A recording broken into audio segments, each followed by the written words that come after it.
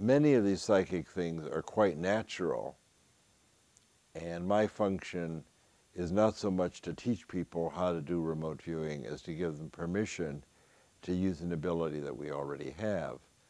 And I could say that our program at SRI was not an airy-fairy program doing intuitive diagnosis, but we were funded for about $25 million by the CIA and DIA, Army Intelligence, for 23 years. So this was an ongoing intelligence gathering activity. Basically, we were the X-Files. We had people coming and going, asking us about the American hostages held by Iran. We were asked to find a downed Russian airplane with an atomic bomb on it. Joe McMoneagle described what was going on in a Russian building. He described the construction of an enormous submarine, a 500-foot submarine, and people laughed at us. They said, there's never been this 3 times bigger than any submarine in the world. They said, you're really blown at this time. And within 6 months, the Russians rolled out the biggest submarine in the world, a Typhoon-class submarine. And Joe was the first person to describe that, which he did very accurately. We described a Chinese atomic bomb test 3 days before it was carried out.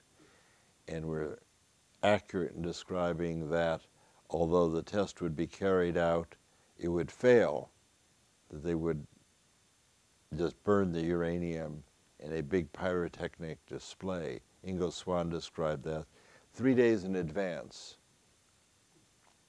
So in addition to the discovery that distance doesn't matter, that it's no harder to describe a Soviet weapons test in Novosibirsk, 6,000 miles away, than it is to describe something across the street in Palo Alto. We also showed that you can describe things in the future just as accurately as the present. In fact, after I left SRI, we set up a little company called Delphi Associates, and one of our big successes was forecasting changes in the silver commodity market with an enthusiastic investor. Every week for 9 weeks, we forecasted whether December silver would go up a little or up a lot, down a little or down a lot, and we were successful every time and made $120,000 for our little company. Edgar Cayce was an early remote viewing. He was a person who specialized in intuitive diagnosis.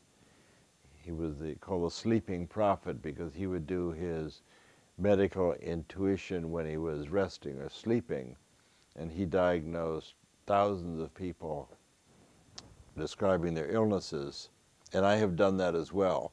In fact, it turns out that intuitive diagnosis is easier than remote viewing of a distant place.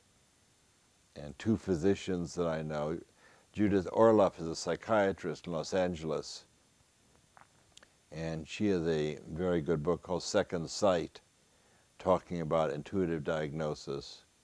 That is a diagnosis of a person who is not in the room with you. And Mona Lisa Schultz is a Harvard-based psychiatrist who's written a book called Awakening Intuition, Teaching Intuitive Diagnosis. And it seems that that's easier to do than remote viewing because you have a human person to interact with. Now, you may not know that person. Somebody may come to you and say, can you tell me what's the matter with my sister Susie? And of course, you don't know her sister Susie. But if you've learned to quiet your mind, you can visualize that person and quite accurately describe what's the matter with her.